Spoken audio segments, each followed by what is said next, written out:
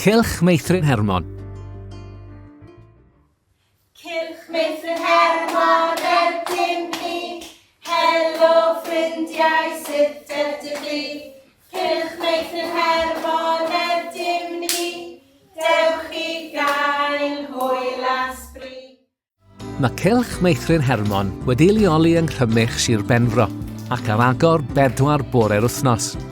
Mae gan y cylch berthynas agos iawn gyda'r rhieni a'r gymuned, ac mae'r staff yn gweithio'n wych gyda'i gilydd, gan feddwl am ffyrdd i ddatblygu'r cylch yn gyson, trwy ddatblygu, ehangu a chynllunio gwahanol ardaloedd yn y cylch.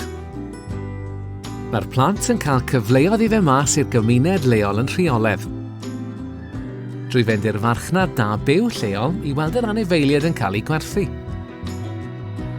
Neu fynd i'r siop i brynu llysiau a ffrwythau ar gyfer amser byrbrydd y cylch.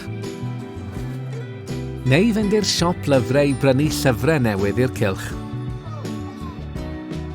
Mae'r plant hefyd yn cymryd rhan mewn sawl gweithgaredd o fewn y neuadd.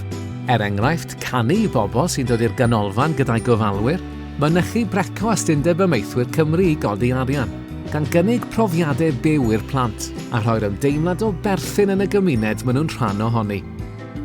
Mae gan Gylch Meithrin Hermon sesiwn cylch tu a fi prysur, ac mae plant y cylch yn ymweld yn gyson â'r cylch tu a fi, mwyn sicrhau pontio llyfn ac effeithiol i'r cylch Meithrin. Mae'r pontio rhwng y cylch a'r ysgol hefyd yn wych, gan fod staff a phlant y cylch yn mynd i'r ysgol leol unwaith bob hanner tymor, ac mae rhai o staff yr ysgol yn cefnogi gweithgareddau'r cylch, enghraifft trwy fynychu'r diwrnod Mabel Gampe. Mae Dewin, Doti a Colin y Crwban yn ffrindiau mawr i'r plant, ac mae'r plant yn ymdrin â theimladau'n dda drwy ddefnyddio Colin. Mae Colin y Crwban yn mynd i guddio pan fydd yn drist neu'n anhapus.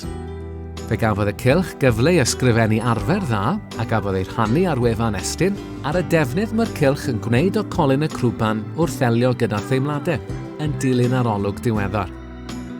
Eleni fe ddathlodd Cylch Meithrin Hermon i ben blwydd yn 20 oed, ac mae'r staff a'r pwyllgor wedi gweithio'n galed i agor clwb cinio a chlwb brecwast mwyn ymestyn i gwasanaethau i gefnogi teuluoedd yr ardal. Mae'n amlwg felly bod y cylch yn mynd o nerth i nerth, a phob dymuniadau da i'r 20 mlynedd nesaf.